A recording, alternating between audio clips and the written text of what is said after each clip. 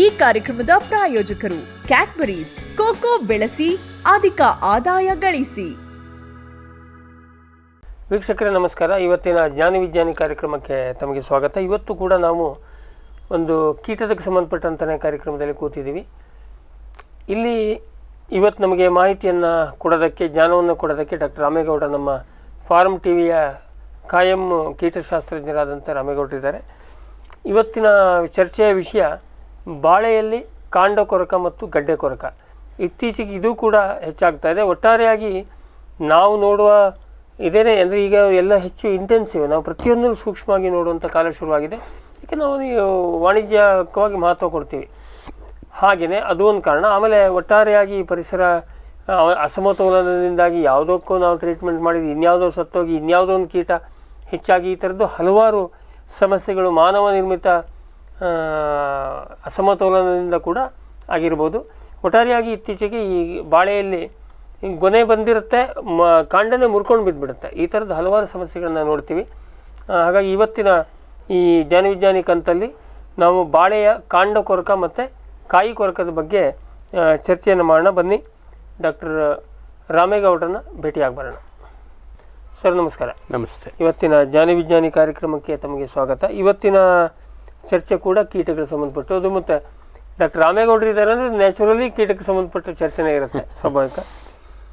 ಈಗ ಸರ್, ನಾವು ಇತ್ತೀಚಿನ ದಿನಗಳಲ್ಲಿ ನಾವು ಸುಮಾರು ನಮ್ಮ ರೈತರ ಕಡೆಯಿಂದ ಪ್ರಶ್ನೋತ್ತರಗಳು ಬರ್ತಾ ಇರುತ್ತೆ. ಬಾಳೆ ಗಿಡ ಮುರ್ಕೊಂಬಿತ್ತು, ಇನ್ನೇನು ಗೊನೆ ಬಂತು, ಮುರ್ಕೊಂಬಿತ್ತು, ಅದಕ್ಕೆ ನಾವು ಅಂದಾಜಿಗೆ ಅದು ವರ್ಷ ಕಾಂಡ ಕೊರಕ ಬಿದ್ದಿರ್ಬೋದು ಅಂತ ಹೇಳಿ ಆಮೇಲೆ ಅವ್ರನ್ನ ನಿಮ್ಮ ಕಡೆ ಕಳಿಸ್ತೀವಿ. ಈಗ ಬಾಳೆಯಲ್ಲಿ ಕಾಂಡ ಕೊರಕ ಮತ್ತು ಇನ್ನೊಂದು ಗಡ್ಡೆ ಕೊರಕ. ಗಡ್ಡೆ ಕೊರಕ ಅಂತೂ ಸುರಂಗ ಮಾಡಿರುತ್ತೆ, ಕಂಪ್ಲೀಟ್ ಸುರಂಗ ಮಾಡಿರುತ್ತೆ. ಸೊ ಇವು ಎಷ್ಟರ ಮಟ್ಟಿಗೆ, ಅಥವಾ ನಾವು 1 by 1 ತೊಗೋಣ, ಬಾಳೆಯಲ್ಲಿ ಕಾಂಡ ಕೊರಕ ಎಷ್ಟರ ಮಟ್ಟಿಗೆ ಡ್ಯಾಮೇಜ್ ಮಾಡ್ತಾ ಇದೆ? ಸಾಧಾರಣವಾಗಿ ಒಂದು 4 ತಿಂಗಳ ಮೇಲ್ಪಟ್ಟ ಬೆಳೆ, ಬಾಳೆ ಬೆಳೆ, ಅದು ಪ್ರಮುಖವಾಗಿ ಮೈಸೂರು, ಚಾಮರಾಜನಗರ ಪ್ರದೇಶದಲ್ಲಂತೂ ಇತ್ತೀಚೆಗೆ ಸುಮಾರು 10% ತೋಟಗಳಲ್ಲಿ ಇದರ ಹಾವಳಿ ಇದೆ. ಅದು 2 ತಳಿಗೆ ಬರುತ್ತಾ? ಈ ಮುಖ್ಯವಾಗಿ ಇದು ಯಾವುದೇ ಇಂಥ ತಳಿಗೆ ಬರೋದಿಲ್ಲ ಅಂತಿಲ್ಲ. ಬಾಳೆ ಅಂತಿದ್ರೆ ಅದಕ್ಕೆ ಆಯ್ತು. ಯಾಕೆಂದ್ರೆ ಸಾಮಾನ್ಯವಾಗಿ ವಾಣಿಜ್ಯಿಕವಾಗಿ ಒಂದು ಏಲಕ್ಕಿ ಬಾಳೆ ಇರುತ್ತೆ, ಇಲ್ಲೊಂದು G9 ಇರುತ್ತೆ. ಆ್ಯಕ್ಚುಲಿ ನಾವು ಹಿಂದೆ ಇದು ಬಂದಿದ್ದು ಈ ಯಾವುದು ಗೆಡ್ಡೆ ಕೊರಕವನ್ನು ನಿರ್ವಹಣೆ ಮಾಡೋದಕ್ಕೋಸ್ಕರನೇ ನಮ್ಮ ಈ ಟಿಶ್ಯೂ ಕಲ್ಚರ್ ಬನಾನಾ ಬಂದದ್ದು ಒಂದು ಕಾಲದಲ್ಲಿ. ಅದು ಬಂದ ಮೇಲೆ ಗಣನೀಯ ಪ್ರಮಾಣವಾಗಿ ಆ ಗೆಡ್ಡೆ ಕೊರಕ ಹೋಗಿತ್ತು. ಆದರೆ ಇತ್ತೀಚಿನ ದಿನಗಳಲ್ಲಿ ಎರಡೂ ಹೆಚ್ಚಾಗಿದ್ದಾವೆ. ನಾವೀಗ ಕಾಂಡ ಕೊರಕನ ಮುಂದುವರಿಸೋದಾದ್ರೆ, ಕಾಂಡ ಕೊರಕ ಹಂಗಾರೆ ಎಲ್ಲಾ ತಳಿಯ ಬಾಳೆಗೂ ಬರುತ್ತೆ. ಎಲ್ಲಾ ತಳಿ ಇವು ಯಾವೂ ಕೂಡ ಈ ತಳಿಗೆ ಬರೋದಿಲ್ಲ ಅಂತೇಳಿ ಹೇಳುವಂಥದ್ದಲ್ಲ. ಎರಡೂ ಕೂಡ ಬಾಳೆ ಇತ್ತು ಅಂತಂದ್ರೆ ಅಲ್ಲಿ ಬರುತ್ತೆ, ಇವು ಬರ್ತಾ ಇದ್ದಾವೆ. ಶೇಕಡ 10-15% ತೋಟಗಳಲ್ಲಿ ಇದರ ಹಾವಳಿ ಇದ್ದೇ ಇದೆ. ಅದ್ರದ್ದು ಮೂಲತಃ ಸರ್ ಲಕ್ಷಣ ಏನು? ಕಾಂಡ ಕೊರಕ ನಾವು ಜನರಲ್ ಆಗಿ ಹೇಳ್ತೀವಿ ಅಂತ ಇಟ್ಕೊಳ್ಳಿ. ಯೂಶುವಲಿ ಗೆಡ್ಡೆ ಕೊರಕ ಅಥವಾ ಕಾಂಡ ಕೊರಕಗಳಿತ್ತು ಅಂತಂದ್ರೆ ಗಿಡದ ಬೆಳವಣಿಗೆ ನಿಧಾನ ಆಗಿರ್ತದೆ. ಇದು ಎರಡು ಒಂದೇನೋ ಬೇರೆ? ಇಲ್ಲ, ಬೇರೆ ಬೇರೆ. ಒಂದು ಗೆಡ್ಡೆ ಭೂಮಿಯಿಂದ ಕೆಳಗಡೆ ಇರುವಂತ ಬೇರನ್ನಷ್ಟೇ ತಿನ್ನುವಂಥದ್ದು. ಆ ಗೆಡ್ಡೆ ಏನಿರುತ್ತೆ ರೈಸೋಮ್ ವಿವಿಲ್ ಅಂತ ಹೇಳಿ. ಇದು ಮೂತಿ ಇರುತ್ತೆ. ಎರಡೂ ಮೂತಿ ಹುಳುಗಳು ನೋಡ್ಲಿಕ್ಕೆ ಎರಡೂ ಒಂದೇ ಬಣ್ಣದಲ್ಲಿ ಇರ್ತವೆ. ಗಾತ್ರದಲ್ಲಿ ಈ ಇದ್ರದ್ದು ಸ್ವಲ್ಪ ದೊಡ್ಡದಿರುತ್ತೆ. ಇದು ಒಂದು ಹೆಸರು ಕಾಳಿನಷ್ಟಿದ್ರೆ ಇದು ಒಂದು ಹಲಸಂದೆ ಕಾಳಿನಷ್ಟು. ಕಾಂಡ ಕೊರಕ, ಸೂಡೋಸ್ಟೆಮ್ ವಿವಿಲ್ ಅಂತ ಏನು ಹೇಳ್ತೀವಲ್ಲ, ಹುಸಿ ಕಾಂಡ ಕೊರಕ, ನಿಜ ಕಾಂಡ ಅಲ್ಲ, ಅದು ಸುಳ್ಳು ಕಾಂಡ. ಆ ಕಾಂಡ ಕೊರಕ ಅದು ಒಂದು ಅಲಸಂದೆ ಕಾಳಿನಷ್ಟಿದ್ರೆ, ಈ ರೈಸೋಮ್ ವಿವಿಲ್ ನಮಗೊಂದು ಹೆಸರು ಕಾಳಿನಷ್ಟು ಇರುತ್ತೆ. ನೋಡ್ಲಿಕ್ಕೆ ಎರಡು ಸಡನ್ ಆಗಿ ನೋಡಿದ್ರೆ ಎರಡು ಗಾತ್ರ ಅಷ್ಟೇ ವ್ಯತ್ಯಾಸ, ನೋಡ್ಲಿಕ್ಕೆ ಎರಡು ಒಂದೇ ರೀತಿ ಕಪ್ಪು ಇರುತ್ತೆ, ಮೂತಿ ಇದಿರುತ್ತೆ ಎರಡು. ಈಗ ಆಯ್ತು ಸರ್, ನಾವು ಈ ಬುಡದಿಂದನೇ ಬಂದ್ಬಿಡೋಣ. ಗಡ್ಡೆ ಕೊರಕ ಎಲ್ಲಿಂದ ಬರುತ್ತೆ, ಏನು ಮಾಡುತ್ತೆ? ಸಾಧಾರಣವಾಗಿ ಇದು ಗೆಡ್ಡೆಗಳನ್ನು ಅಥವಾ ಬೇರುಗಳನ್ನು ತಿಂದು ಬೆಳೆಯುವಂಥ ಒಂದು ಇದು. ಹೆಚ್ಚಾನೆಚ್ಚು ಬೇರುಗಳ ಮುಖಾಂತರ ಇದು ಎಂಟ್ರಿ ತಗೊಂಡ್ರು ಆ ಗೆಡ್ಡೆ ಏನು ಶುರುವಾಗ್ತದೆ ಆ ಗೆಡ್ಡೆಯನ್ನು ಸಂಪೂರ್ಣವಾಗಿ ಕೊರೆದು ಸುರಂಗ ಮಾಡಿಕೊಂಡು ಮರಿ ಹುಳುಗಳು ಅಲ್ಲೇ ಇರ್ತವೆ, ಪ್ರೌಢನವಸ್ಥೆನೂ ಎರಡೂ ಹಂತಗಳು ಅದನ್ನು ಮನೆ ಮಾಡ್ಕೋತವೆ. ಮತ್ತು ಇವುಗಳ ಜೀವಿತಾವಧಿ ಭಾಳ ದೊಡ್ಡದು. ಒಂದು ಗೆಡ್ಡೆ ಕೊರಕ ಅಲ್ಲಿ ಒಂದಿತ್ತು ಅಂದರೆ ಕನಿಷ್ಠ 6ರಿಂದ 8 ತಿಂಗಳು, 10 ತಿಂಗಳು, ಕೆಲವೊಂದಷ್ಟು ಸಂದರ್ಭಗಳಲ್ಲಿ 2 ವರ್ಷದವರೆಗೆ ಅದು ಜೀವನವನ್ನು ನಡೆಸುತ್ತೆ. ಕಂಪ್ಲೀಟ್ ಆ ಬಾಳೆಯ ಸೈಕಲ್ ಹೊಂದ್ಕೊಬಿಟ್ಟಿದೆ. ಬಾಳೆ ಎಷ್ಟು ದೀರ್ಘಾಯುಷ್ಯನೂ ಈ ಗೆಡ್ಡೆ ಕೊರ್ಕುನು ಅಷ್ಟೇ ದೀರ್ಘಾಯುಷ್ಯ. ಇದು ಮೂಲತಃ ಎಲ್ಲಿಂದ ಬರುತ್ತೆ? ಬೇರೆ ಇದುವರೆಗೂ ಏನಂತ ಇದಿಲ್ಲ. ಇವು ಅಷ್ಟೇ ಆಲ್ಮೋಸ್ಟ್ ಮಾನೋಫೇಗಸ್ ಪೆಸ್ಟ್ಗಳು. ಬೇರೆ ನಮ್ಮ ಬಾಳೆ ಜಾತಿಯ ಅಲಂಕಾರಿಕ ಗಿಡಗಳು ಅಥವಾ ಕಾಡು ಗಿಡಗಳಲ್ಲಿ ಅಷ್ಟೊಂದು ಸ್ಪೆಸಿಫಿಕ್ ಆಗಿ ಯಾರು ನೋಟಿಸ್ ಮಾಡಿಲ್ಲ ಇದನ್ನು. ಬಾಳೆನಲ್ಲೂ ಬಹಳಷ್ಟು ವೈವಿಧ್ಯತೆ ಇದೆ. ಆದ್ರೂ ಸಹ ಇದು ಎಲ್ಲಾ ತರದ ಬಾಳೆಗೂ ಕೂಡ ಬರ್ತವೆ. ಈ ವೆರೈಟಿ ಇಲ್ಲ ಅಂತ ಹೇಳುವಾಗಿಲ್ಲ. ಸೊ ಇದು ಮೊದಲೇ ಎಲ್ಲಿಂದನೋ ಬಂತು, ಮಣ್ಣನ್ನು ಉಳ್ಕೋತದೆ. ಈಗ ನಾವು 2-3 ವರ್ಷದ ಹಿಂದೆ ಇದನ್ನ ಬಾಳೆ ಬೆಳೆದಿದ್ವಿ, ಮಧ್ಯೆ ಬಾಳೆ ಇರಲಿಲ್ಲ. ಆದ್ರೂ ಮೊದಲು ಇತ್ತು ಅಂತಂದ್ರೆ ಈಗ ಮತ್ತೆ ಹೊಸದಾಗಿ ಬರುವಂತ ಮಧ್ಯಂತರ ಹೇಗೋ ಬದುಕೊಂಡಿರುತ್ತದೆ, ಅಥವಾ ಯಾವುದೋ ಉಳ್ಕೊಂಡಿದ್ದೊಂದು ಬೊಡ್ಡೆನಲ್ಲಿ ಎಲ್ಲೋ ಒಂದ್ ಕಡೆ ಇರುತ್ತೆ. ಅದು ಮತ್ತೆ ಬಾಳೆ ಸಿಕ್ಕ ಕೂಡಲೇ ಅದು ತನ್ನ ಚಟುವಟಿಕೆ ಶುರು ಮಾಡ್ತದೆ.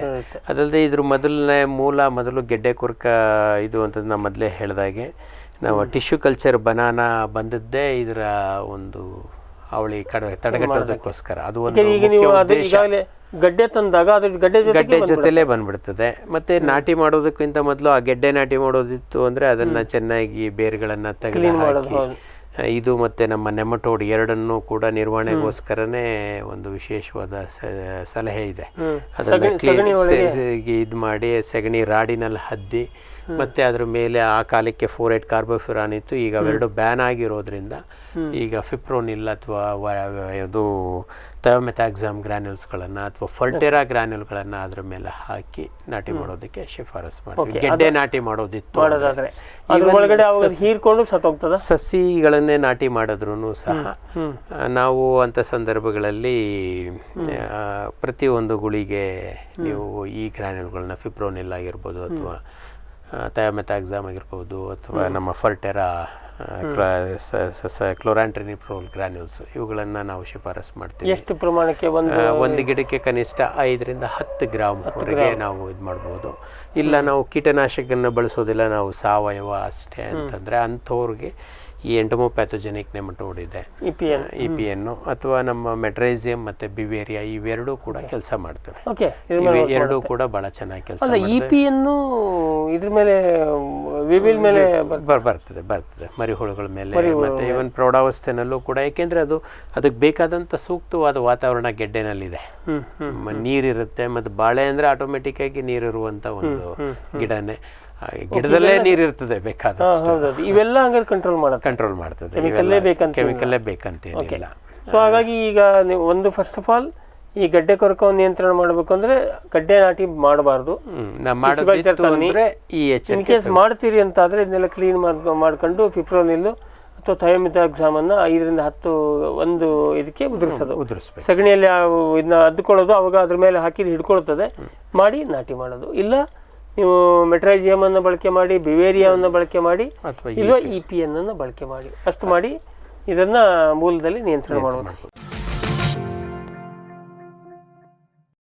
ಕಲ್ಪತರು ನರ್ಸರಿ ರೋಗರಹಿತ ಕಾಳುಮೆಣಸು, ಕಾಫಿ, ಜಾಯಿಕಾಯಿ, ಏಲಕ್ಕಿ, ಗೋಡಂಬಿ ಗಿಡಗಳು, ಅಡಿಕೆ, ತೆಂಗು, ಹಲಸು, ಬಟರ್ ಫ್ರೂಟ್, ಸೇಬು, ಅಪ್ಪೆಮಿಡಿ ಇತ್ಯಾದಿ, ಶ್ರೀಗಂಧ, ಸಿಲ್ವರ್ ಬೂಕ್, ರಕ್ತಚಂದನ ಮುಂತಾದ ಅರಣ್ಯ ಜಾತಿಗಳು ತೋಟಗಾರಿಕೆ ಇಲಾಖೆಯ ಮಾನ್ಯತೆ ಪಡೆದಿದೆ. ಅಧಿಕೃತ ತಳಿ, ಯೋಗ್ಯ ದರ ಮತ್ತು ಉಚಿತ ಸಲಹಾ ಸೇವೆ. ಕಲ್ಪತರು nursery, Tavarekoppa Simhadhama, Shivamogga.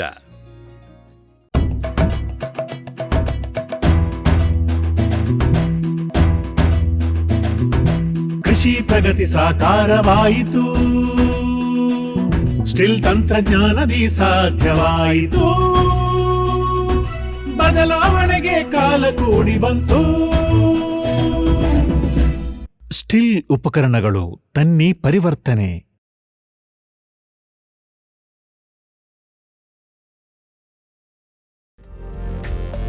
ನೂಆಲ್ಗಿ nano biotech 13 ಪೋಷಕಾಂಶಗಳ ಪೇಟೆಂಟ್ ಪಡೆದ ನ್ಯಾನೋ ತಂತ್ರಜ್ಞಾನದ ಉತ್ಪನ್ನ.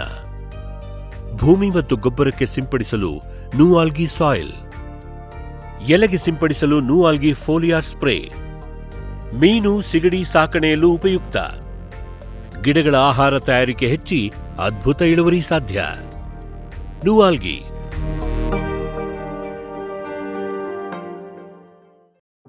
ಗ್ರೀನ್ ಪ್ಲಾಸ್ಟ್ ISI ಪ್ರಮಾಣೀಕೃತ ಪರಿಶುದ್ಧ HDPE ಜಿಯೋ ಮೆಂಬ್ರೇನ್ ಪಾಂಡ್ ಲೈನರ್ಗಳು ಕೃಷಿ ಹೊಂಡ, ಕೆರೆ, ಕಾಲುವೆ, ಮೀನುಕೊಳ, ಸ್ಪಿರುಲಿನಾ ಹೊಂಡಗಳಿಗೆ ಬೇಕಾದ ಆಕಾರ ಮತ್ತು ವಿಸ್ತೀರ್ಣಗಳಲ್ಲಿ ಸರ್ಕಾರದ ಸಬ್ಸಿಡಿ ಯೋಜನೆಯಡಿ ಲಭ್ಯ. 100% ಪುನರ್ಬಳಕೆ, UV ಮತ್ತು ಒಡಕು ನಿರೋಧಕ, ಪಕ್ಕಾ ಜೋಡಣೆ, 5 ವರ್ಷಗಳ ಲಿಖಿತ ವಾರಂಟಿ. ಗ್ರೀನ್ ಪ್ಲಾಸ್ಟ್.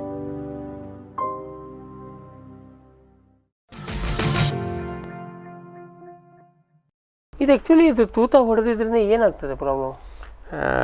ಕೆಳಗಡೆ ನಿಮಗೆ ಬೇರು ಗಂಟು ಏನು ಗೆಡ್ಡೆ ವೀಕ್ ಆಯಿತು ಅಂದರೆ ಅದರ ಬೆಳವಣಿಗೆ ನಿಧಾನ ಆಗ್ತದೆ. ಅದು ಒಂದು ರೀತಿ ಮೂಲ ಕಾಂಡ. ಗೆಡ್ಡೆ ಇಸ್ ನಥಿಂಗ್ ಬಟ್ ಕಾಂಡ. ಕಾಂಡದಲ್ಲೇ ಇದಿಲ್ಲ, ಬುನಾದಿನೇ ಭದ್ರ ಇಲ್ಲ ಅಂದ್ರೆ ಆಟೋಮೆಟಿಕ್ ಬೆಳವಣಿಗೆ ಇದಕ್ಕೆ ಅಲ್ಲಿ ಬೇರುಗಳು ಹಾಳಾಗುತ್ತೆ. ಮತ್ತೆ ಅದಕ್ಕೆಲ್ಲ ಸೆಕೆಂಡರಿ ಇನ್ಫೆಕ್ಷನ್ ಏನಾರು ಆಗುತ್ತೆ. ಸಹಜ. ಈಗ ಇದ್ರೂ ಜಾಸ್ತಿ ಆಯ್ತು ಅಂದ್ರೆ ವಿವಿಲ್ ಬಂತು ಅಂದ್ರೆ ನಮ್ಗೆ ಆಟೋಮೆಟಿಕ್ ಆಗಿ ನಮ್ಮ ವಿಲ್ಟ್ ಡಿಸೀಸಸ್ಗಳು ಜಾಸ್ತಿ ಆಗ್ತದೆ. ನೆಮಟೋಡ್ಗಳು ಕೂಡ ಜಾಸ್ತಿ ಆಗೋ ಸಾಧ್ಯತೆ ಇದೆ. ವಿಲ್ಟ್ ಯಾಕೆಂದ್ರೆ ಈ ಮೈಸೂರು ಈ ಭಾಗದಲ್ಲೆಲ್ಲ ನಿಮಗೆ ನೆಮಟೋಡ್ ಸಾರಿ ವಿಲ್ಟ್ ತುಂಬಾ ಪ್ರಾಬ್ಲಮ್ ಇದೆ. ಸೊ ಅದೆಲ್ಲದಕ್ಕೂ ಆಹ್ವಾನ ಕೊಟ್ಟಂಗೆ ಡ್ಯಾಮೇಜ್ ಆದರೆ. ಸೊ ಹಾಗಾಗಿ ಅದನ್ನು ಈಗಾಗಲೇ ಈಗ ಆಯಿತು, ನನಗೆ ಗೊತ್ತಿರಲಿಲ್ಲ, ನಾನು ತೋಟ ಮಾಡಿದೆ, ನನಗೆ ಬಂದು ಹೋಗಿದೆ ನಮ್ಮ ತೋಟದಲ್ಲಿ. ಅದಕ್ಕೆ ಅದ್ರ ನಮಗೆ ಲಕ್ಷಣ ಏನು? ಸಾಧಾರಣವಾಗಿ ಮೊದಲನೇದು ಸ್ವಲ್ಪ ಪ್ರಮಾಣದಲ್ಲಿದ್ದಾಗ ಹಳದೆ ಆಗ್ತದೆ, ಬೆಳವಣಿಗೆ ನಿಧಾನ ಇರ್ತದೆ. ಒಂದು ಸಹಜ ಆ ವಯಸ್ಸಿನ ಬೆಳವಣಿಗೆ ಏನಿರಬೇಕು ಅಷ್ಟು ಇರೋದಿಲ್ಲ. ನೀವು ಕೊಡ್ತಾ ಇರುವಂತ ಗೊಬ್ಬರ, ನೀರು ಅದಕ್ಕೆ ಪೂರ್ವ ಅಥವಾ ಒಳ್ಳೆ ಬಿಸಿಲಿದ್ರೂ ಸಹ ಬೆಳವಣಿಗೆ ಅಷ್ಟು ಉತ್ತೇಜನಕಾರಿಯಾಗಿರೋದಿಲ್ಲ. ಮತ್ತೆ ಬಾಡಿರ್ತದೆ ಯೂಶುವಲಿ. ಓಕೆ, ಎಲೆಗಳು ಈಗ ತರ್ಕೊಂಡಿರೋದಿಲ್ಲ, ಯೂಶಲಿ ಈಗ ಬಾಡ್ಕೊಂಡಿರ್ತದೆ. ಈಗ ಬಾಡ್ಕೊಂಡಿತ್ತು ಅಂತಂದ್ರೆ ನಾವು ಸಸ್ಪೆಕ್ಟ್ ಮಾಡಬಹುದು ಬೇರಿಗೆ ಏನೋ ಸಮಸ್ಯೆ ಆಗಿದೆ, ಸಮಸ್ಯೆ ಆಗಿದೆ ಅಂತ ಹೇಳಿ ನಾವು ಇದಾಗತ್ತೆ. ಆಯ್ತು, ಈಗ ನನಗೆ ಅದೆಲ್ಲ ಗೊತ್ತಾಯ್ತು ಇದೆ ಅಂತ. ಆ ಸಂದರ್ಭದಲ್ಲಿ ಆ ಥರದ್ದು ಒಂದನ್ನು ಕಿತ್ತು ತೆಗೆದು ನೋಡ್ಬೇಕು ಯಾವ್ದು ಅದಿತ್ತು ಅಂತಂದ್ರೆ ಪಕ್ಕ ಖಾತ್ರಿ ಆಗ್ತದೆ. ಕಂಪ್ಲೀಟ್ ಕಿಳ್ಳೇಬೇಕಾದ ಅವಶ್ಯಕತೆ ಇಲ್ಲ. ಈವನ್ ಒಂದ್ ಸ್ವಲ್ಪ ಮಣ್ಣನ್ನ ಸರಿಸಿ ಗೆಡ್ಡೆನನ್ನ ಇದ್ ಮಾಡಿ ನೋಡಿದ್ರೆ ಅಲ್ಲಿ ಹುಳುಗಳ ಚಟುವಟಿಕೆಯನ್ನ ಗುರ್ತಿಸಬಹುದು. ಅಥವಾ ನಾವು ಒಂದ್ ಸ್ವಲ್ಪ ಗೆಡ್ಡೆನ ಕೊರೆದು ತೆಗೆದು ಕೂಡ ಸುರಂಗ ಕಾಣ್ತದೆ, ಸುರಂಗಗಳು ಅಥವಾ ಕಪ್ಪಾಗಿರುವಂತದ್ದು. ಒಳಗಡೆ ಈ ಕಪ್ಪು ಹುಳಗಳು ಅಥವಾ ಬಿಳಿ ಮರಿ ಹುಳಗಳು ಕಾಣಿಸ್ತವೆ. ಮರಿ ಹುಳಗಳು ಈಗ ಆಯ್ತು, ಅದು ನಮ್ಗೆ ಗೊತ್ತಾಯ್ತು ಅಂತ ಇಟ್ಕೊಳ್ಳೋಣ, ಏನ್ ಮಾಡೋಣ ಅದಕ್ಕೆ ಅಂತ ತಕ್ಷಣಕ್ಕೆ ನಾವು ಈ ಕೀಟನಾಶಕ ಬಹಳ ಕ್ವಿಕ್ ಆಗಿ ಸಿಗುವಂತ ರಿಲೀಫ್. ಕೀಟನಾಶಕ ಮೊದಲನ ಹಂತದಲ್ಲಿ ಕೀಟನಾಶಕ ಹಾಕಿ ನಂತರದ ಹಂತದಲ್ಲಿ ನಾವು ಈ ಜೈವಿಕ ಕೀಟನಾಶಕ ಆದಂಥ ಮೆಟ್ರೈಸಿಯಂ, ಬಿವೇರಿಯಾ ಅಥವಾ EPN ಬಳಸ್ಬೋದು.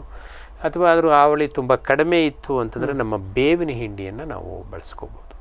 ಬೇವಿನ ಹಿಂಡಿಯನ್ನು ಬಳಸೋದ್ರಿಂದ ಇದು ಸ್ವಲ್ಪ ಮಟ್ಟಿಗೆ ನಿಯಂತ್ರಣ. ಅದಕ್ಕೆ ನಾವು ಮಣ್ಣು ನಾಟಿ ಮಾಡುವಾಗ ಕೂಡ ಬೇವಿನ ಹಿಂಡಿ ಹಾಕಬೇಕು. ಬೇವಿನ ಹಿಂಡಿ ಯಾಕೆ ನಮ್ಮ ಬಾಳೆ ಶಿಫಾರಸ್ನಲ್ಲಿ ಇದೆ, ಬೇವಿನ ಹಿಂಡಿ ಪ್ರತಿ ಗುಣಿಗೆ ಕನಿಷ್ಠ 250 ರಿಂದ 500 ಗ್ರಾಮ್ನಷ್ಟು ಹಾಕಬೇಕು. ಈಗ ಇದಾದ್ರೆ ಪಿಪ್ರೋನಿಲ್ಲು ಮತ್ತೆ ಯೂಶಲಿ ಕನಿಷ್ಠ 5 ರಿಂದ 10 ಗ್ರಾಮ್ ನಾಟಿ ಮಾಡೋ ಟೈಮ್ನಲ್ಲಿ, ಅಥವಾ ನಾವು ತದನಂತರದ ದಿನಗಳಲ್ಲಿ 20 ಗ್ರಾಮ್ ವರೆಗೂ ಪ್ರತಿ ಗುಣಿಗೆ ಹಾಕೋತಾ. ಗುಣಿಗೆ ಅಂದ್ರೆ ಹಿಂಗೆ ಹಾಕಿ ಸುತ್ತ ಹಾಕಿ ನೀರಾದ್ರೂ ಬಿಡ್ಬೋದು, ಅಥವಾ ಮಣ್ಣಿನಲ್ಲಿ ಇದಾದ್ರೂ ಮಣ್ಣನ್ನಾದ್ರೂ ಸೇರಿಸಬೇಕು.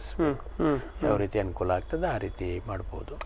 ಮತ್ತೆ ಕೆಲವೊಂದಷ್ಟು ಈ ಡ್ರಿಪ್ ನಲ್ಲಿ ನೀರಾವರಿ ಕೊಡೋರಿತ್ತು ಅಂತಂದ್ರೆ ಈ ಕೀಟನಾಶಕಗಳನ್ನ ಡ್ರಿಪ್ ನಲ್ಲಿ ಮುಖಾಂತರ ಕೂಡ ಕೊಡಬಹುದು, ನೀರಿನಲ್ಲಿ ಅವು ಹೋಗ್ತವೆ.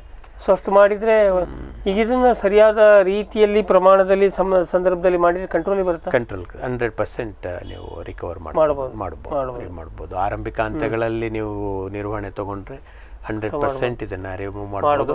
ಅದನ್ನ ಸಸ್ಟೈನಬಲ್ ಆಗಿ ಮಾಡ್ಕೋಬೇಕು ಅಂತಂದ್ರೆ ನಮ್ಮ ಮೆಟ್ರೈಸಿಯಂ, ಬಿವೇರಿಯಾ ಮತ್ತೆ EPNಗಳು ಬೇಕು. ನಾವೀಗ ಒಂದು ಸರಿ ರಾಸಾಯನಿಕ ನಿಯಂತ್ರಣ ಮಾಡಿದ್ರೆ ಆಮೇಲೆ ಈ ಆರ್ಗ್ಯಾನಿಸಮ್ಸ್ ಅನ್ನು ಬಳಕೆ ಮಾಡಿದ್ರೆ ಅವು ಸತ್ತೋಗೋದಿಲ್ಲ. ಯೂಶಲಿ ಆ ಆರ್ಗ್ಯಾನಿಸಮ್ಗಳಿಗೆ ಇವುಗಳಿಂದ ಏನೂ ತೊಂದರೆ ಆಗೋದಿಲ್ಲ. ಸಾಧಾರಣವಾಗಿ ಒಂದು 30 ದಿನಗಳ ನಂತರ ಇದನ್ನ ನಾವು ಕೀಟನಾಶಕಗಳನ್ನ ಬಳಸಿದ ನಂತರ 30 ದಿನಗಳ ನಂತರ ಇವನ್ನ ನಾವು ಬಳಕೆ ಮಾಡೋದು. ಸೊ ಈಗ ಸರಿ, ಈಗ ಇನ್ನೊಂದು ಇದಕ್ಕೆ ಬರೋದಾದ್ರೆ ಬಾಳೆಯ ಕಾಂಡ ಕೊರಕ, ಹುಸಿ ಕಾಂಡ ಕೊರಕ ಕಾಂಡಕೊರಕ ಹುಸಿ ಅಲ್ಲ, ಕಾಂಡಕ ಹುಸಿ. ಹುಸಿ ಕಾಂಡನೇ ಹುಸಿ ನಮಗೆ. ಅದು ನಿಜವಾದ ಕಾಂಡ ಅಲ್ಲ, ಕಾಂಡ ಕೆಳಗಿದೆ. ಇದು ಮೇಲ್ಗಡೆ ಇರುವ ಎಲೆಯ ತೊಟ್ಟುಗಳು, ಎಲೆ ತೊಟ್ಟುಗಳು ಅವು ಈ ರೀತಿಯಾಗಿದೆ. ಯೂಶುವಲಿ ಇದು ಈ ಹುಸಿ ಕಾಂಡ ಕೊರಕ ಆರಂಭದಲ್ಲಿ ಹೊರಗಡೆ ಇರುವಂಥ ಮೊದಲನೇ ಅಥವಾ ಎರಡನೇ ಅಥವಾ ಮೂರನೇ, ಮ್ಯಾಕ್ಸಿಮಮ್ ಮೂರನೇ ಎಲೆಗಳನ್ನು ಮಾತ್ರ ಇದು ತಿನ್ನುತ್ತೆ. ಓಕೆ, ಅದಕ್ಕಿಂತ ತುಂಬ ಒಳಗು ಹೋಗೋದಿಲ್ಲ. ಮತ್ತು ಇದು ಆರಂಭದಲ್ಲಿ ಆ ಅದು ಒಂದು ರೀತಿ ಕೋಶಗಳು ಮಧ್ಯೆ ಒಂದು ಗಾಳಿ ಕೊಳವೆ ಇರ್ತದೆ, ನಂತರ ಇದೊಂದು ಭಾಳ ನೀರಿನ ಕೊಳವೆ ಈ ರೀತಿ ಪಕ್ಕದಲ್ಲೇ ಇರ್ತವೆ. ಆ ಗಾಳಿ ಕೊಳವೆನಲ್ಲಿ ಇದು ಮೊಟ್ಟೆ ಇರ್ತದೆ. ಓಕೆ, ಎಲೆ ಒಳಗಡೆ ಸಣ್ಣ ಪದರ ಲೇಯರ್ ಸಣ್ಣ ಸೆಲ್ಗಳು ನಮ್ಮ ಇದರಲ್ಲಿ ಕಾಣಿಸ್ತಾ ಇದೆಯಲ್ಲ, ಆ ರೀತಿ ಸೆಲ್ಗಳು, ಪಾಕೆಟ್ಸ್ ಅಂತ ಹೇಳ್ತೀವಿ, ಅಂತ ಅದರಲ್ಲಿ ತಿಂದಿದ್ದು ಈ ಮರಿ ಹುಳುಗಳು ಅವನ್ನ ಮೇಲೆ ಕೆಳಗೆ ಯಾವ ದಿಕ್ಕಿಗೆ ಬೇಕಾದರೂ ಹಾಗೆ ಹರ್ಕೊಂಡು ಅದನ್ನು ಕಂಪ್ಲೀಟ್ ಸುರಂಗ ಮಾಡ್ತದೆ. ಯಾವಾಗ ಇದು ಸುರಂಗ ಮಾಡ್ತದೋ ಕೆಳಗಡೆಯಿಂದ ನೀರಾಗಲಿ ಆಹಾರ ಪದಾರ್ಥ ಆಗಲಿ ಮೇಲ್ಗಡೆ ಹೋಗೋದು. ಅಲ್ಲಿ ಈಗ ಸುರಂಗ ಅನ್ನೋದು ಬಾಳೆ ಮರ ಹೀಗೆ ನಿಂತ್ಕೊಂಡಿದ್ರೆ ಹೀಗೆ ಮಾಡ್ತದೆ, ಮೇಲೆ ಕೆಳಕ್ಕೆ ಬರ್ತದೆ. ಅಡ್ಡಡ್ಡ ಯಾವತ್ತೂ ಹೋಗೋದಿಲ್ಲ. ಅದು ಯೂಶುವಲಿ ಒಂದೊಂದು ಎಲೆಗಳ ಒಂದು ಇದರಲ್ಲೇ ದಿಂಡಿನಲ್ಲೇ ಅದು ಮೂವ್ ಆಗೋದು, ಹಿಂಗೆ ಮೂವ್ ಆಗ್ತದೆ. ಇದು ಈ ಕಂಪ್ಲೀಟ್ ಹೊರಗಿನ ಪದರ ಕಂಪ್ಲೀಟ್ ಆಯ್ತು ಅಂದ್ರೆ ಅದ್ರ ಒಳಗಿನ ಪದರಕ್ಕೆ ಹೋಗ್ತದೆ. ಅದು ಹೋದಾಗ ಮತ್ತೆ ಇದು ಹೋದಾಗ ಹೊರಗಡೆದು ಕೊಳಿತಾ ಅಥವಾ ಒಣಗ್ತಾ ಹೋಗ್ತದೆ, ಅದು ಹೊರಗೆ ಬರ್ತಾ ಹೋಗ್ತದೆ. ನಾವೊಂದು ತೆಗೆದು ನೋಡಿದ್ರೆ ಕಾಣಿಸ್ತದೆ. ಅದನ್ನು ಕಟ್ ಮಾಡಿ ನೀವು ಸ್ಲೆಟ್ ಮಾಡಿದ್ರೆ ಮತ್ತೆ ಕೆಲವೊಂದು ಸಂದರ್ಭಗಳಲ್ಲಿ ಅದರಿಂದ ಹೊರಗಡೆ ದುಂಬಿಗಳು ಹೊರಗಡೆ ಬಂದು ಚಟುವಟಿಕೆ ಮಾಡ್ತವೆ. ಆ ತೂತುಗಳನ್ನು ನಾವು ನೋಡ್ಬೋದು ಬಹಳ ಈಸಿಯಾಗಿ. ಇದು ಎರಡು ನೋಡ್ಲಿಕ್ಕೆ ಒಂದೇ ಬಣ್ಣದಲ್ಲಿದ್ದಾವೆ, ಒಂದೇ ಆಕಾರದಲ್ಲಿ ಇರ್ತವೆ. ಒಬ್ಬ ಸಾಮಾನ್ಯ ಮನುಷ್ಯನಿಗೆ ಒಂದೇ ಲಕ್ಷಣಗಳು ಕಾಣಿಸ್ತವೆ. ಗಾತ್ರದಲ್ಲಿ ಮಾತ್ರ ನಮ್ಮ ರೈಸೋಮ್ ವಿವಿಲ್ ಅಥವಾ ಏನು ಗೆಡ್ಡೆ ಕೊರಕೆ ಇದೆ, ಒಂದು ಹೆಸರು ಕಾಳಿನಷ್ಟಿದ್ರೆ ಇದು ಒಂದು ಅಲಸಂದೆ ಕಾಳು, ಇಷ್ಟೇ ವ್ಯತ್ಯಾಸ. ಈಗ ಇದು ಮೂತಿ ಹುಳ ಆಗೋದಕ್ಕಿಂತ ಮೊದಲೇ ಗ್ರಬ್ಸ್ ಇರ್ತಾವ. ಇದು ಬಿಳಿ ಬಣ್ಣದ್ದು ಇರುವಂತ ಮಂಡಕ್ಕಿ ತರದಂತ ಒಂದು ಇದಿರುತ್ತೆ, ಒಳಗೆ ತಿಂತಾ ಇರ್ತದೆ. ಬಹಳ ಗಟ್ಟಿಯಾದಂತ ತಲೆ ಮಾತ್ರ ಬಹಳ ಡಾರ್ಕ್ ಕಲರ್ ಇದಿರುತ್ತೆ, 8 ಕ್ಯಾಪ್ಸುಲ್. ಕಾಲುಗಳು ಕಾಣಿಸೋದಿಲ್ಲ, ಅಷ್ಟು ಸ್ಪಷ್ಟವಾಗಿ ನಮಗೆ ಕಾಣೋದಿಲ್ಲ.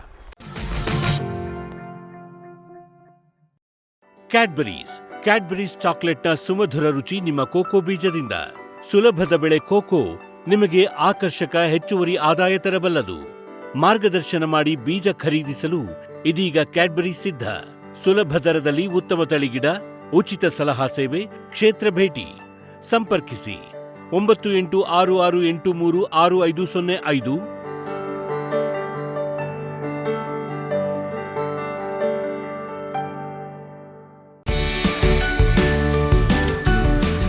ಎಲ್ಸಾಲ್ ತಂದಿದೆ ಜಾಗತಿಕ ಗುಣಮಟ್ಟದ ನಿಖರ ನೀರಾವರಿ ಮತ್ತು ಫರ್ಟಿಗೇಷನ್ ಆಟೋಮೇಷನ್ ತಂತ್ರಜ್ಞಾನ. ಕೃಷಿ ಕಾರ್ಮಿಕರ ಕೊರತೆ, ದುಬಾರಿ ಕೂಲಿ ಮತ್ತು ಅನಿಯಮಿತ ವಿದ್ಯುತ್ ಪೂರೈಕೆಗೆ ಪರಿಹಾರ. ನಮ್ಮ 12 ವರ್ಷಗಳ ನಂಬಿಕಾರ್ಹ ಉಪಕರಣಗಳಿಂದ ಇದೀಗ ಕೃಷಿ ನೀರಾವರಿ ನಿಮ್ಮ ಬೆರಳ ತುದಿಯಲ್ಲಿ. ಎಲ್ಸಾಲ್.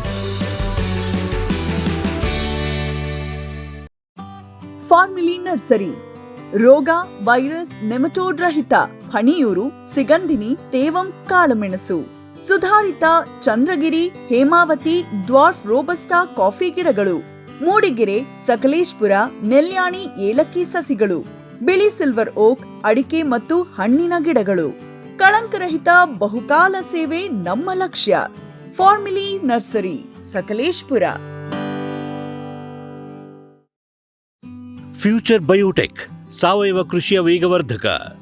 ಪೋಷಕಾಂಶ ಪೂರೈಕೆಗೆ ಎನ್ಪಿಕೆ ಕಲ್ಚರ್, ವ್ಯಾಮ್, ಪಿಎಸ್ಪಿ ಮತ್ತು ಕೆಎಂಬಿ. ಜೈವಿಕ ರೋಗ ಕೀಟ ನಿಯಂತ್ರಣಕ್ಕೆ ಟ್ರೈಕೋಡರ್ಮಾ, ಸೂಡೋಮನಾಸ್. ಸಾವಯವ ಗೊಬ್ಬರ ಉತ್ಪಾದನೆಗೆ ಕಾಂಪೋಸ್ಟ್ ಕಲ್ಚರ್. ಹೂವು ಕಾಯಿ ಉದುರುವ ಸಮಸ್ಯೆಗೆ ಕಾಮಧೇನು ಮತ್ತು ಸತ್ವ. ಮಣ್ಣಿನ ಆರೋಗ್ಯ ವೃದ್ಧಿಗೆ future biotech, Dharwad.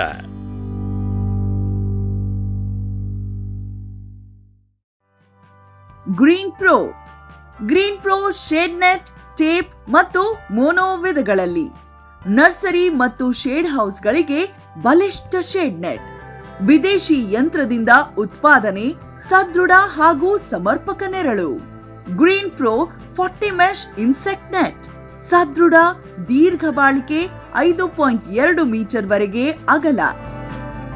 Green pro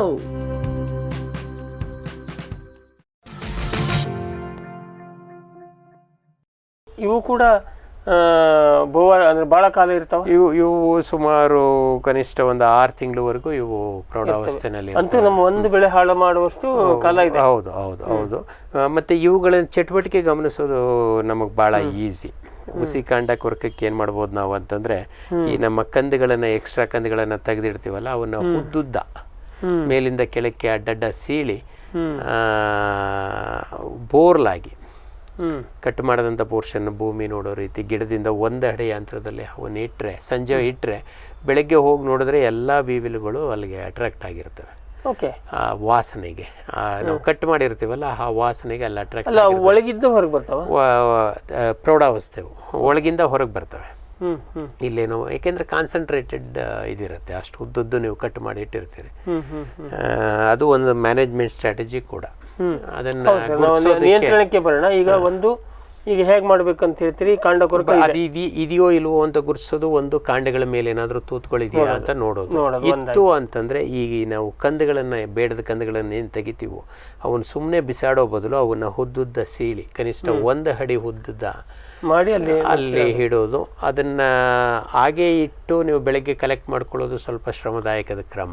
ಅದ್ರ ಬದಲು ಅಂತ ಒಂದು ಇದುಗಳಿಗೆ ನಾವು EPN ಅಥವಾ ಮೆಟ್ರೈಸಿಯಂ ಅಥವಾ ನಾವು ಯಾವುದೇ ಒಂದು ಇನ್ಸೆಕ್ಟಿಸೈಡ್ ಆ ಸೊಲ್ಯೂಷನ್ ಅಲ್ಲಿ ಡಿಪ್ ಮಾಡಿ ಅವನ್ನ ಅಲ್ಲಿ ಇಟ್ಬಿಟ್ರೆ ಅವಲ್ಲಿ ಬಂದು ಡೈರೆಕ್ಟ್ ಆಗಿ ಅವುಗಳನ್ನು ತಿಂದು ಸತ್ತೋಗ್ತವೆ. ಅಥವಾ ನಮ್ಮ EPN ಅಥವಾ ಮೆಟ್ರೈಸಿಯಂ ಅನ್ನ ಅಂಟಿಸ್ಕೊಂಡು ಮತ್ತೆ ತಗೊಂಡು ಇಡೀ ಗಿಡದಲ್ಲೆಲ್ಲ ಹರಡ್ಕೋತವೆ, ಅವೇ ಹರಡ್ಕೋತವೆ.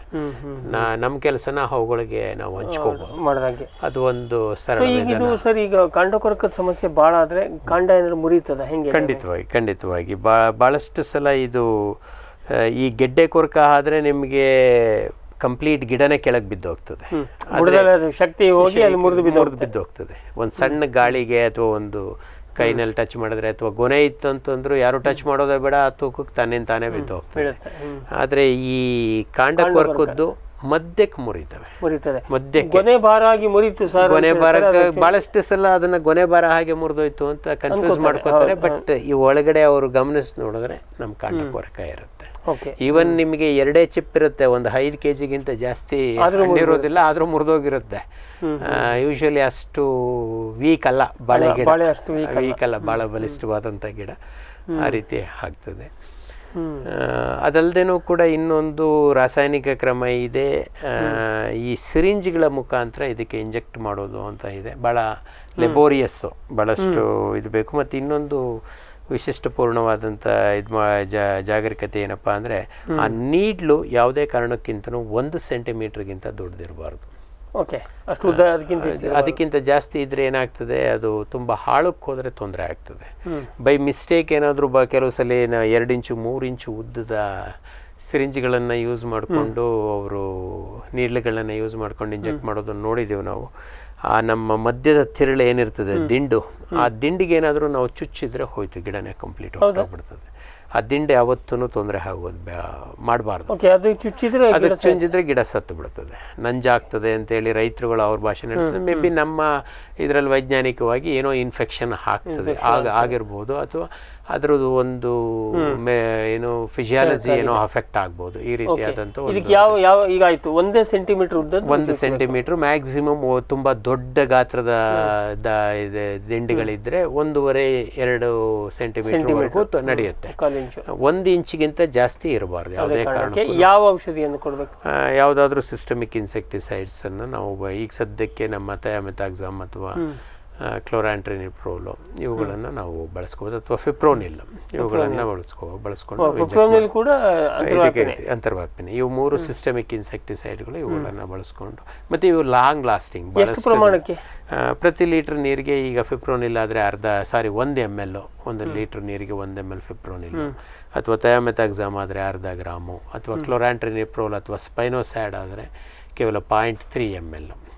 ಇವುಗಳು ಡೋಸೇಜ್ ಸ್ವಲ್ಪ ಕಡಿಮೆ ಇಟ್ಕೊಂಡು ನಾವು ಇಂಜೆಕ್ಟ್ ಮಾಡ್ಕೋಬಹುದು. ಆ ನೀರನ್ನು ಮಾಮೂಲಿ ಸಿರಿಂಜ್ನಲ್ಲಿ 2 ಸೆಂಟಿಮೀಟರ್ಗೆ ಮೀರದಂತೆ ಕಾಂಡಕ್ಕೆ ಚುಚ್ಚಬಹುದು. ಎಷ್ಟು ಕಡೆ ಒಂದು ಅದರ ತೀವ್ರತೆ ಎಷ್ಟಿದೆ ಅಂತ ನೋಡಿಕೊಂಡು ಎಲ್ಲಿ ನಮಗೆ ತೂತುಗಳು ಕಾಣಿಸ್ತವೋ ಆ ತೂತಿನಿಂದ 1 ಅಡಿ ಮೇಲೆ 1 ಅಡಿ ಕೆಳಗೆ ಈ ಭಾಗದಲ್ಲಿ ನಾವು ಚುಚ್ಕೋತಾ ಬರಬೇಕು. ಅವಕಾಶ ಇತ್ತು, ಅನುಕೂಲ ಇತ್ತು ಅಂದರೆ ನಾವು ಇನ್ನೂ 2 ಜಾಸ್ತಿ ಚುಚ್ಚಿದ್ರು ಏನು ತೊಂದರೆ ಇಲ್ಲ. ಓಕೆ, ಹಂಗೆ ಮಾಡಿ ಒಳಗಿಂದೊಳಗೆ ಸಾಯುವಂಗೆ ಮಾಡ್ಬೋದು. ಇನ್ನು ಸಿಂಪಡಣೆ ಅಂತೂ ಇದು ಯಾವುದಕ್ಕೂ ಸಿಂಪರಣೆಗಳು ನಮಗೆ ಅಷ್ಟೊಂದು ನೇರವಾಗಿ ಪರಿಣಾಮ ಒಳಗಿರ್ತವೆ. ಗೊನೆ ಬಂದಿಲ್ಲ ಇನ್ನೂ 6-8 ತಿಂಗಳ ಒಳಗಿನ ಗಿಡಗಳು ಅಂದರೆ ಸುಳಿನಲ್ಲೇ ನಾವು ಈ ಹರಳುಗಳನ್ನು ಹಾಕ್ಬೋದು. ಓಕೆ, 2 ಗಿಡಗಳಿಗೂ ಸಹ ಗೆಡ್ಡೆ ಕೊರ್ಕಕ್ಕೆ ಭೂಮಿಗೆ ಹಾಕಿದ ಹಾಗೆ ಈ ಕಾಂಡ ಕೊರ್ಕಕ್ಕೆ ನಾವು ಸುಳಿನಲ್ಲೇ ಹಾಕಿದ್ರೆ ಅದು ಸೀದಾ ದೇಹದೊಳಗೆ ಬಂದುಬಿಡ್ತದೆ. ಅದು ಹೆಚ್ಚು ಪರಿಣಾಮಕಾರಿ. ದೇಹದೊಳಗೆ ಹೇಗೆ ಬರುತ್ತೆ? ಮೇಲ್ಗಡೆ ಹಾಕಿದ್ರೆ ಮೊದಲೇ ನೀರು ಭಾಳ ಇರ್ತದೆ ಅದು, ಹಾಗಾಗಿ ಅದು ಕರಗಿ ಅಂತರ್ಗತ ಆಗ್ಬಿಡುತ್ತೆ. ಅಬ್ಸಾರ್ಪ್ಷನ್ ಭಾಳ ಫಾಸ್ಟ್ ಆಗ್ತದೆ. ಬಟ್ ಅಲ್ಲಿ ನಮ್ಮ ಕಂದು ಬಂದಿದೆ ಅಥವಾ ಕಂದು ಅಂಕುರ ಆಗಿದೆ ಅಂದ್ರೆ ಅಂಥದ್ದಕ್ಕೆ ನಾವು ಬಳಸಬಾರ್ದು. ಕಂದಿನ ಅಂಕುರ ಇನ್ನು ಬಾಳೆ ದಿಂಡು ಇನ್ನು ಅಂಕುರ 5-6 ತಿಂಗಳು ಒಳಗೆ ಮಾಡ್ಬೋದು. 8 ತಿಂಗಳಿಗಿಂತ ಮೇಲ್ಗಡೆ ಮಾಡ್ಲಿಕ್ಕೆ ಅವಕಾಶ ಇಲ್ಲ. ಹೂ ಬಂತು ಅಂತಂದ್ರೆ ಮತ್ತೆ ಏಕೆಂದ್ರೆ ಆ ವಿಷ ಅವುಗಳಿಗೆ ತೊಂದರೆಯನ್ನ ಮಾಡುತ್ತೆ. ಅದಕ್ಕಿಂತ ಈ ಇಂಜೆಕ್ಷನ್ ಕೊಡೋದು ಸುಲಭ. ಇಂಜೆಕ್ಷನ್ ಅತ್ಯಂತ ಸರಳ, ಬಟ್ ಬಹಳ ಶ್ರಮ, ಲೆಬೋರಿಯಸ್. ತಗೋಬೇಕು, ಚುಚ್ಕೋಬೇಕು. ಈವನ್ ಬಹಳ ಹಿಂದೆ ನಮ್ಮ 1 ಲೀಟ್ರು ಸ್ಪ್ರೇಯರ್, ಹ್ಯಾಂಡ್ ಸ್ಪ್ರೇಯರ್ ಇತ್ತಲ್ಲ, ಅದಕ್ಕೊಂದು ಸಣ್ಣ ನೀಡ್ಲ ಹಾಕಿ ಅಡ್ಜಸ್ಟ್ ಮಾಡಿದ್ರು. ಬಟ್ ಬಳಕೆನೆಲ್ಲ ಅಷ್ಟಿಲ್ಲ. ಅವೇನಿದ್ರು ಆವಿಷ್ಕಾರ ಒಂದು ನಮ್ಮ ಹುಡುಗರುಗಳ ಪ್ರಾಜೆಕ್ಟ್ ವರ್ಕಲ್ಲಿ ಡೆಮಾನ್ಸ್ಟ್ರೇಷನ್ ಅಷ್ಟಕ್ಕೆ ಇಲ್ಲ. ಈ ಸಣ್ಣ ಹ್ಯಾಂಡ್ ಸಿರಿಂಜ್ಗಳ ಕಷ್ಟ. ಅದು ಈ ರೀತಿ ಹ್ಯಾಂಡ್ ಸ್ಪ್ರೇಯರ್ಗಳಿಗೆ ಸಣ್ಣ ನೀಡ್ಲ ಹಾಕಿ 1 ಸ್ಟ್ರೋಕ್ ಅಥವಾ 2 ಸ್ಟ್ರೋಕಿಗೆ ಇಷ್ಟು ml ಹೋಗೋ ರೀತಿ ಅನ್ನೋ ರೀತಿ ಸ್ಟ್ಯಾಂಡರ್ಡ್ಸ್ ಮಾಡ್ಕೋಬಹುದು. ಅಷ್ಟು ಮಾಡಿ ಕಂಟ್ರೋಲಿಗೆ ತರಬಹುದು. ಸೊ ಇದನ್ನು ಎರಡನ್ನೂ ಈ ಅಂತರ್ವ್ಯಾಪಿ ಕೀಟನಾಶಕವನ್ನು ಬಳಕೆ ಮಾಡಿ ನಿಯಂತ್ರಣ ಮಾಡಿ ಯಶಸ್ವಿಯಾಗಿ ಸರಿಯಾದ ಸಂದರ್ಭದಲ್ಲಿ ಮಾಡಿದ್ರೆ. ಇದಲ್ದೇನು ಈ 2 ಇದಕ್ಕೂ ನಮ್ಮಲ್ಲಿ ಮೋಹಕ ಬಲೆಗಳಿದಾವೆ. ಬಟ್ ಅಷ್ಟು ದೊಡ್ಡ ಪ್ರಮಾಣದಲ್ಲಿ ನಮಗೆ ಮಾರುಕಟ್ಟೆನಲ್ಲಿ ಲಭ್ಯ ಇಲ್ಲ. ಬಹಳ ಹಿಂದೆ ಚೆಮನೂರ್ ಅಂತೇಳಿ ಒಂದು ಕೇರಳ ಮೂಲದ ಒಂದು ಇವರು ಮಾಡ್ತಾ ಇದ್ರು. ಅದೇನಾಯ್ತು ಗೊತ್ತಿಲ್ಲ. ಮೇ ಬಿ ಹಾರ್ ಬಂದು ಬೀಳ್ತದೆ. ಇವತ್ತಿನ ದಿನಗಳಲ್ಲಿ ಸದ್ಯಕ್ಕಂತೂ ನಮ್ಗೆ ಅಷ್ಟು ಲಭ್ಯತೆ ಇಲ್ಲ. ಹೈದರಾಬಾದ್ನಲ್ಲೂ ಕೂಡ ಒಂದಿದೆ, ನಮ್ಮ ಬೆಂಗಳೂರಿನಲ್ಲೂ ಕೂಡ PCIನವರು ಇದ್ದಾರೆ. ಬಟ್ ಈ ಈ ಮೋಹಕ ಬಲೆಗಳ ಬಗ್ಗೆ ಅವರ ಮೇ ಬಿ ಮಾರ್ಕೆಟಿಂಗ್ ಅಷ್ಟು ಬೇಡಿಕೆ ಇಲ್ಲದೆ ಇರುವ ಬಹಳ ಈಸಿಯಾಗಿ ಸರಳವಾಗಿ ಅವನ್ನ ಕಂಟ್ರೋಲ್ ಮಾಡ್ಬೋದು. ಇದೆ ಪ್ರಪಂಚದಲ್ಲಿ ಇದರದ ಒಂದು ಫಾರ್ಮುಲಾ ಇದೆ. ಬಟ್ ಸದ್ಯಕ್ಕೆ ಮಾರ್ಕೆಟಲ್ಲಿ ಇಲ್ಲ. ಮತ್ತೆ ಅದು ಹೆಚ್ಚು ಸಂಪೂರ್ಣವಾಗಿ ನಾವು ಅದನ್ನ ನಿಯಂತ್ರಣ ಹೇಳೋದಕ್ಕಿಂತ ಅದು ಇಲ್ಲಿ ನಮ್ಮ ತೋಟದಲ್ಲಿ ಇದೆ ಅಂತ ಅರ್ಥ ಮಾಡ್ಕೊಳ್ಳೋಕ್ಕೆ ಮೋಹಕ ಬಲೆ. ಹೌದು, ಇಲ್ಲ ಅದು ನಿರ್ವಹಣೆಗೂ ಸಹ ಬಳಸಬಹುದು. ಎಕರೆಗೆ ಒಂದು 10 ಮೋಹಕ ಬಲೆ ಇಟ್ಟರೆ ಸಫಿಶಿಯೆಂಟ್ ಆಗಿ ವರ್ಷ ಪೂರ್ತಿ ನಾವು ಬಾಳೆ ಇಡ್ತಾ ಇದ್ದೀವಿ ಅಂದ್ರೆ 10 ಮೋಹಕ ಬಲೆಗಳನ್ನು ಇಡೋದ್ರಲ್ಲಿ ಏನು ನಮ್ಗೇನು ಅಷ್ಟು ಖರ್ಚಾಗೋದಿಲ್ಲ. ಮತ್ತೆ ಯಾವುದೇ ಶ್ರಮ ಇಲ್ದೇನೆ ನಾವು ನಿರ್ವಹಣೆ ಮಾಡ್ಬೋದು. ಮತ್ತೆ ಯಾವುದೇ ಅದು ಗಿಡದ ಮೇಲೆ ಏನು ಹಾನಿ ಇಲ್ದೇನೆ, ಯಾವ್ದು ಪರಿಸರಕ್ಕೆ ಯಾವುದೇ ಹಾನಿ ಇಲ್ಲ. ಪರಿಸರಕ್ಕೆ ಯಾವುದೇ ಹಾನಿ ಇಲ್ಲ, ಯಾಕೆಂದ್ರೆ ಅದು ಆವುಳ ಮಾತ್ರ ಅಟ್ರಾಕ್ಟ್ ಮಾಡುವಂಥದ್ದು. ಸೊ ಒಟ್ಟಾರೆಯಾಗಿ ಈ ಗಡ್ಡೆಯ ಕೊರಕ ಮತ್ತು ಕಾಂಡ ಕೊರಕ ಎರಡನ್ನೂ ನಾವು ಸರಿಯಾದ ಸಮಯದಲ್ಲಿ ಸರಿಯಾದ ರೀತಿಯಲ್ಲಿ ಮಾಡಿದರೆ ನಿಯಂತ್ರಣ ಮಾಡಲಿಕ್ಕೆ ಸಾಧ್ಯ. ಅದನ್ನು ನಾವು ಗಮನದಲ್ಲಿ ಇಟ್ಕೋಬೇಕು. ವೀಕ್ಷಕರೇ, ಇಷ್ಟೊತ್ತು 2 ಕೊರಕಗಳನ್ನು ನೋಡಿದ್ವಿ. ಈಗ ನೀವು ಯಾವುದೇ ಬೆಳೆ ತೊಗೊಂಡ್ರೂ ಕೂಡ ಅದರಲ್ಲಿ ಒಂದಲ್ಲ ಒಂದು ಕಾಂಡ ಕೊರಕ ಅಂತೂ ಬಹುತೇಕ ಬೆಳೆಗಳಲ್ಲಿ ಬೇರೆ ಬೇರೆ ಅದೇ ಒಂದೇ ಅಲ್ಲದೋದ್ರೂ ಕಾಂಡಕ್ಕೆ ತೂತು ಹೊಡೆಯುವಂಥ ಇದ್ದೇ ಇದೆ. ನಾವು ಹೆಂಗೆ ಹೊಸ ಸಂಶೋಧನೆ ಮಾಡಿ ಹೊಸ ತಳಿ ಬಿಡುಗಡೆ ಮಾಡಿದಂಗೆ ನಿಸರ್ಗದ ಪ್ರಯೋಗಾಲಯದಲ್ಲಿ ಇಂಥವು ಬರ್ತಾನೆ ಇರುತ್ತೆ. ಅದಕ್ಕೆ ನಿಯಂತ್ರಣ ಮಾಡೋದು ಅನಿವಾರ್ಯ, ಅದಕ್ಕೇನು ಆಪ್ಷನ್ ಇಲ್ಲ. ಆದರೆ ಸೂಕ್ಷ್ಮವಾಗಿ ಈ ಥರ ಅದರಲ್ಲೂ ಬಾಳೆಯನ್ನು ತೀರಾ ವಾಣಿಜ್ಯ ರೀತಿಯಲ್ಲಿ ಮಾಡ್ತಾರೆ. ಅವರಿಗೆ ಇದೆಲ್ಲ ಅನಿವಾರ್ಯ. ಈ ವ್ಯವಸ್ಥೆ, ಈ ಥರ ನಿಯಂತ್ರಣ ಕ್ರಮಗಳು ಮತ್ತು ಎಲ್ಲಕ್ಕಿಂತ ಮೊದಲೇ ಪ್ರಿಕಾಷನ್ ತಗೊಂಡು ಬರಲಾರ್ದಂಗೆ ನೋಡಿಕೊಂಡು ಬಂತು ಅಂತಾದರೆ ಈ ಥರದ್ದು ನಿಯಂತ್ರಣ ಕ್ರಮ ತಗೊಳ್ಳೋದು ಅನಿವಾರ್ಯ ಆಗುತ್ತೆ. ಇವತ್ತು ಇಷ್ಟು ಮಾಹಿತಿಯೊಂದಿಗೆ ಇವತ್ತಿನ ಈ ಕಂತನ್ನು ಮುಗಿಸೋಣ. ಇಷ್ಟೊತ್ತು ನಮಗೆ ಇಷ್ಟೊಂದು ನಾಲೆಜನ್ನು ಕೊಟ್ಟಿದ್ದಕ್ಕೆ ನಿಮ್ಮೆಲ್ಲರ ಪರವಾಗಿ ಮತ್ತು ನಮ್ಮ ವಾಹಿನಿಯ ಪರವಾಗಿ ಡಾಕ್ಟರ್ ರಾಮೇಗೌಡರಿಗೆ ಧನ್ಯವಾದವನ್ನು ಹೇಳೋಕ್ಕೆ ಇಷ್ಟಪಡ್ತೀವಿ. ವೀಕ್ಷಕರೇ, ನಿಮಗೂ ಕೂಡ ಖಂಡಿತ ನೀವು ಬಾಳೆ ಬೆಳೆಗಾರರಾಗಿದ್ದಿದ್ದರೆ ಈ ನಿಮ್ಮ ಪ್ರಶ್ನೆಗೆ ಉತ್ತರ ಸಿಕ್ತು ಅಂತ ಅಂದ್ಕೊಂಡು ಇವತ್ತಿನ ಜ್ಞಾನ ವಿಜ್ಞಾನಿ ಕಂತನ್ನು ಮುಗಿಸ್ತಾ ಇದ್ದೀವಿ. ನಮಸ್ಕಾರ. ಈ ಕಾರ್ಯಕ್ರಮದ ಪ್ರಾಯೋಜಕರು ಕ್ಯಾಡ್ಬರೀಸ್. ಕೋಕೋ ಬೆಳೆಸಿ ಅಧಿಕ ಆದಾಯ ಗಳಿಸಿ.